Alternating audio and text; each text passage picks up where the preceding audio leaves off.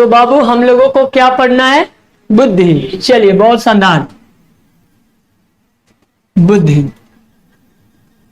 तो पहले कर लीजिए दिल की शुद्धि, तभी जानिएगा आप अच्छे से बुद्धि। समझ गए? यानी कि purity and clarity are the understanding of the intelligence power. यानी कि बुद्धि को आप तभी सीख सकते हैं जब दिल में शुद्धि होगी, अस्पष्टता, लिसनिंग पावर जो है वो क्लैरिटी के साथ होनी चाहिए, प्योरिटी एंड क्लैरिटी। ठीक है, तो आप लोग क्या मेरे बातों को स्पष्ट सुन पा रहे हैं? चलिए, बहुत अच्छा। तो सबसे पहले बुद्धि का परीक्षण, फर्स्ट परीक्षण या बुद्धि का खोज जो है सबसे पहले, ठीक है, वेसलर ने किया। कौन किया? वेसलर। वेसलर नाम के व्यक्ति थे जिन्होंने बुद्धि का पहला परीक्षण शुरू किया। ठीक है, तो परीक्षण में क्या हुआ कि पहले वो बुद्धि की परिभाषा दिए। क्या दिए? इनके अनुसार बुद्धि वह क्षमता है, वह समग्र क्षमता है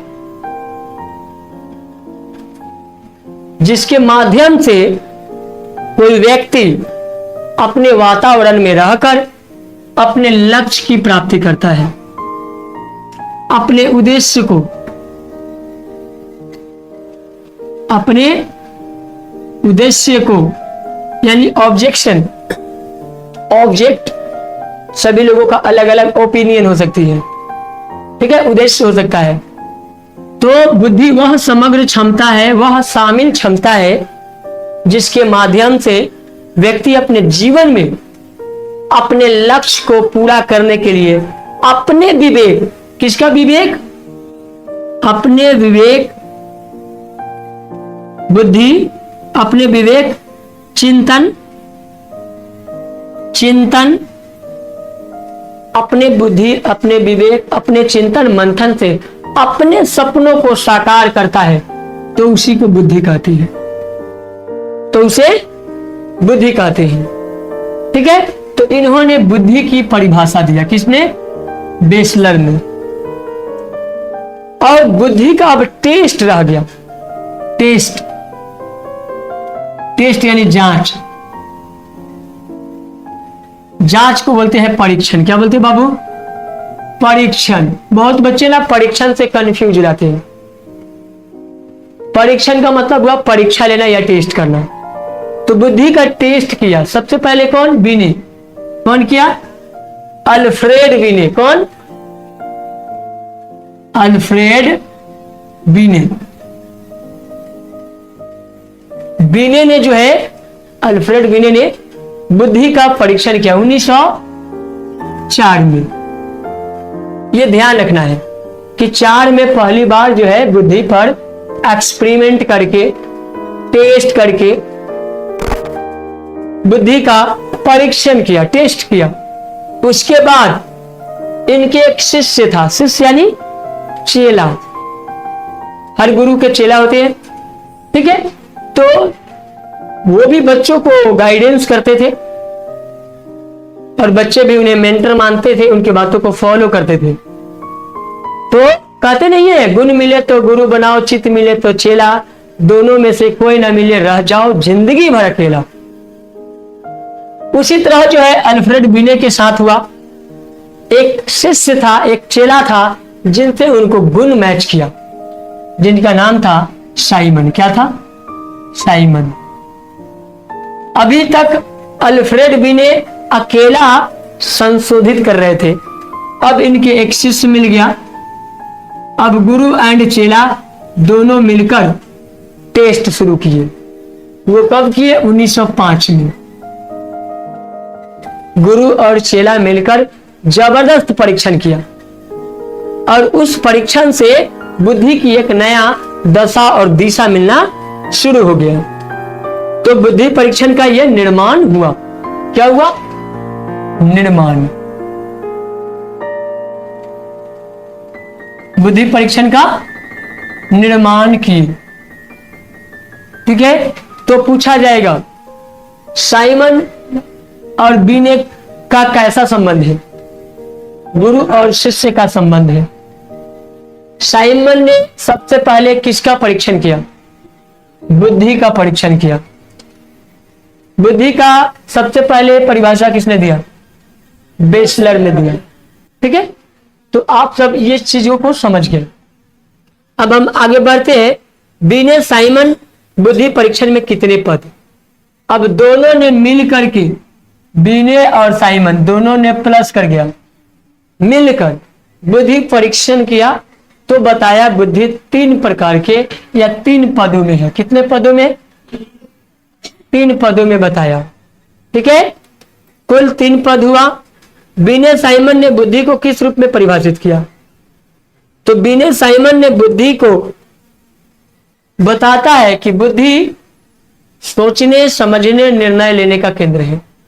क्या बताया? सोचने, समझने और निर्णय लेने, और निर्णय लेने का केंद्र है, लेने का केंद्र।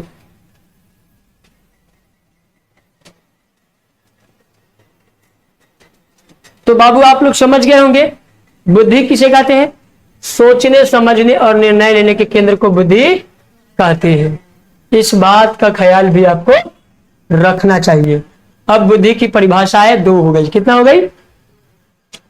उनका कहना था कि जो इंसान सही से सोचे, सही से समझे और सही से निर्णय ले तो उसे बुद्धिमान व्यक्ति कहते हैं। तो समझ गए, बीने और साइमन दोनों लोगों ने यह तर्क दिया।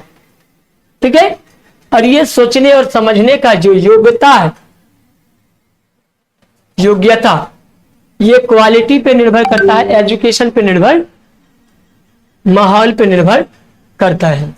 ये सभी लोगों के अंदर अलग अलग योग्यताएं हो सकती है। सभी इंसान अलग अलग युग में परिपूर्ण है और सब में बुद्धि है। पृथ्वी पे जितने भी इंसान हैं, जितने भी प्राणी हैं, बुद्धि है। बस किसी की बुद्धि चलती है, किसी की नहीं चलती है। जैसे जिस समय मनुष्य आखेटक था, यानी शिकारी, जिस समय शिकारी मनुष्य जंगलों में अपने भोजन के शिकार के लिए मनोरंजन करते थे, तो सभी पशुओं के साथ रहा करते थे। सभी पशुओं में इंसान की जो क्वालिटी है वो बढ़ गया। इंसान की सोचने की ताकत बढ़ गई, क्वालिटी बढ़ गई, समझने की क्वालिटी बढ़ गई। उन्होंने अपने परफॉर्मेंस को बदल दिया, कृषि की खोज किया, अनेक पशुओं को पालतू बनाया।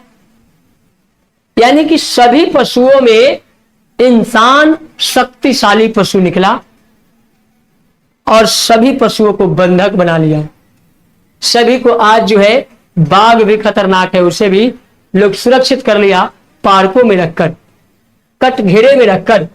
तो जंगल के सभी पशुओं में अब इंसान से टक्कर लेने वाला कोई नहीं है, क्योंकि सबका सर्वनाश करके मनुष्य का इतनी तेजी से विकास हुआ और इतनी तेजी से जनसंख्या बढ़ी कि आज भारत दुनिया में सबसे अधिक जनसंख्या वाला देश बन चुका है।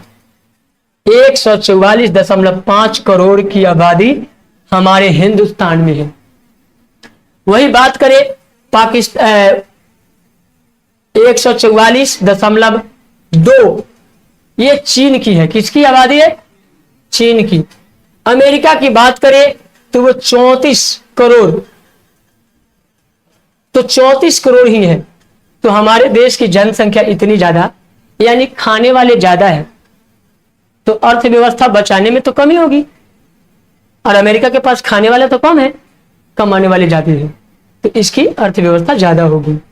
तो ये बुद्धि की क्षमता है, ये सब इंसान की संख्याएं बढ़ रही है, देश की आबादी बढ़ रही है। पहले पशुओं की संख्या ज्यादा था, इंसान को झाड़ियों में छिप छिप करके रहना पड़ता था, उन्हें अगले पल की क्षण की गारंटी नहीं था कि कौन पशु टूट पड़ेगा और जान लेकर चला जाएगा। डर तो आज भी है, इंसान तो आज भी मरते हैं, लेकिन आज एक लिमिट दायरा बन चुका है। मरने की रास्ते अलग अलग बन चुके हैं। आज भी एक्सीडेंट होते हैं, मरते हैं, लेकिन पहले जानवरों के अटैक से मरते थे। छोटे जानवरों को बड़े जानवर का शिकार होना पड़ता था, क्योंकि छोटे जानवर बड़े जानवर का भोजन था। जैसे घास को हिरन खाता है, घास को कौन खाएगा? हिरन। और हिरन को कौन खाएगा? शेर, बाघ। बाघ। और बाघ को कौन खाएगा? चील। जब मर जाएगा तो चील खाएगा ना। चील। फिर चील को कौन खाएगा? ये मर जाएगा, ये भी। सांप। ऐसे ऐसे प्रक्रियाएं बढ़ सकती है, घट सकती है। ये सब जानने की ज्यादा जरूरत हम सबको नहीं है, लेकिन हाँ, ये जान लेना जरूरी है कि जिस प्रकार से घासों का शिकार होता था, घास का शिकार हिरन करता था, उसी तरह हिरन का शिकार बाघ, उसी तरह चील। तो ये क्या है? इस तरह से भोजन जो है एक दूसरे को बनाया जाता था। तो इसमें सभी के बुद्धि के कारण ही वृद्धि और विकास हुआ है। सब अपने अपने बुद्धि से अपना भोजन अलसता है, और सबको आज इंसान जो है कैद कर चुका है। कैद कर चुका है। इंसान जिधर चाहे, जैसे चाहे, उस हिसाब से मनचाहा इस्तेमाल कर रहे हैं।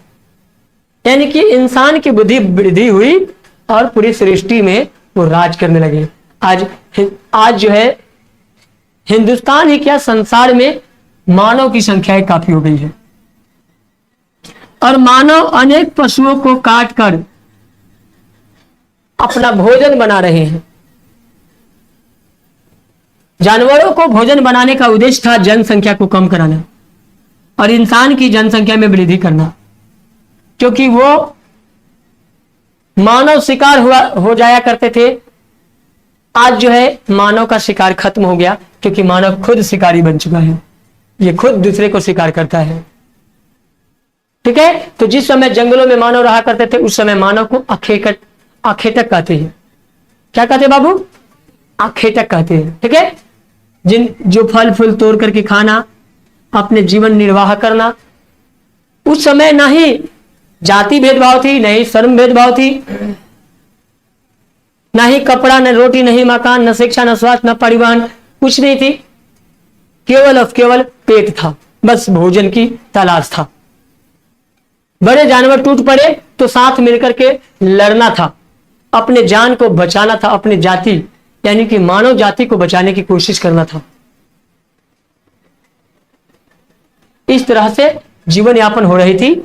बुद्धि की विकास हुई, सृष्टि का विकास हुआ। जिस तरह से मानव ने धीरे धीरे धीरे धीरे, जब जंगलों में एक बार आग लगी तो कुछ जानवर उसमें जलकर मर गए। उस जानवरों को इंसान ने खाया। पेट की आग बुझाने के लिए इंसानों ने न जाने क्या क्या खाया, और खाने की वजह से जो है, ये सब भोजन सामग्री की वजह से ही मानव का वृद्धि और विकास हुआ। भोजन के तलाश में मानव ने अनेक कदम उठाए। हाँ, हेलो सर, ठीक ठीक ठीक, बस 2-4 मिनट में मारे। तो समझ गए कि इंसान को तलाश कैसे बढ़ी और रिसर्च कैसे बढ़ी, बुद्धि कैसे बढ़ी।